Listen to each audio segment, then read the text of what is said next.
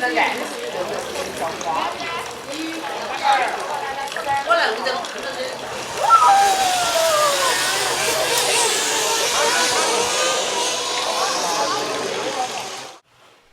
is no right or wrong way of getting to the summit of Mount Pilatus from the Swiss city of Lucerne when taking the popular Golden Round trip.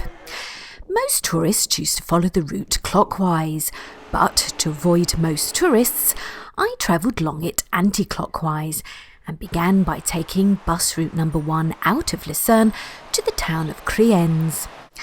From there I caught a panorama gondola, with the car all to myself. And for the price of the Golden Round trip ticket I had just paid for, I should think so too. Far too comfortable and content, and let's face it, too old, to alight for the children's play area of Piluland, located along the route at Kriensreg, I remained seated and enjoyed what was left of the 30-minute ascent to the end of the line station of Fragmunteg. With only 2 carriages servicing the connecting dragon ride, named in honour of the medieval legend that claimed dragons with healing powers once lived on the mountain, one can always kill the 15-minute wait for the next carriage by having a go on the various rope bridges and zip lines of the Pilatus rope park, located next to the station.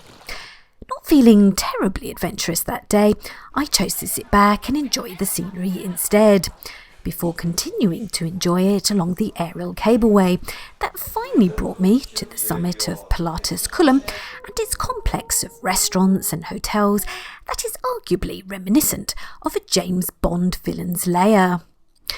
The only enemy I could find up here, however, was the weather, where snow can obstruct and close off hiking pathways, as well as mischievously photobombing selfies.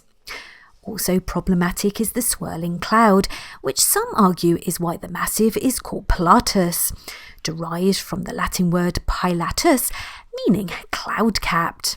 So when activities are disrupted thus, Blofeld entertains disappointed guests with traditional folk music. And luckily one doesn't have to endure, wait too long to catch the next and most unique mode of transport along the Golden Round trip.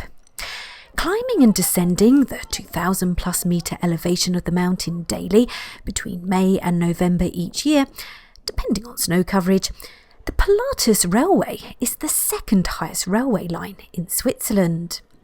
It further travels along a gradient that averages 35%, peaking at a whopping 48%, making it, since it first began running in 1889, the steepest cogwheel railway in the world.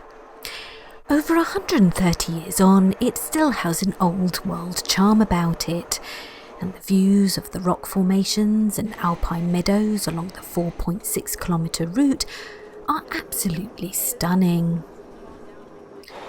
The train line ends at Alpnachstad, although some passengers evidently don't want it to ever end. From here, those on a tighter budget need to catch the connecting modern railway back to Lucerne, whereas the Golden Round trippers can enjoy a leisurely wait by the lakeside edge until a connecting boat picks us all up and cruises across the waters, where some believe Pontius Pilate, who sent Jesus to be crucified, was laid to rest, giving rise to another theory behind the great mountain's name.